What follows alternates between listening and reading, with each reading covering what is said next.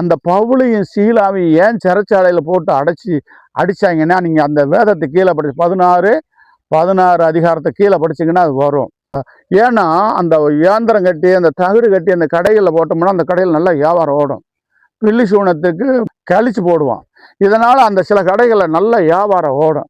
அந்த வியாபாரத்தை நாங்கள் பேயை விரட்டுறதுனால, அந்த குறி சொல்கிற ஆவியுடைய பேயை விரட்டுனால அந்த முதலாளிகளுடைய லாபம் அத்து போச்சுன்னு தான் அவங்களுக்கு கோபம் வந்தது.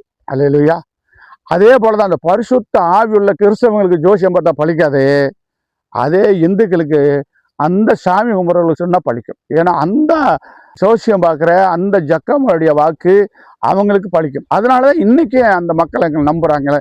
எங்கள் தெருவில் வரமாட்டாங்க, செருப்பு போட்டுட்டு வரமாட்டாங்க. வாக்கு விட்டுருவான்ற பயம். இந்த கம்பளத்தார் நாய்க்கருவுடைய தெருவில் போயிடுவாங்க. ஏன்னா ஒக்கு போட்டிருப்பாங்க, மாராப்பாசி எங்கள் பொம்பளைங்க போட்டிருப்பாங்க.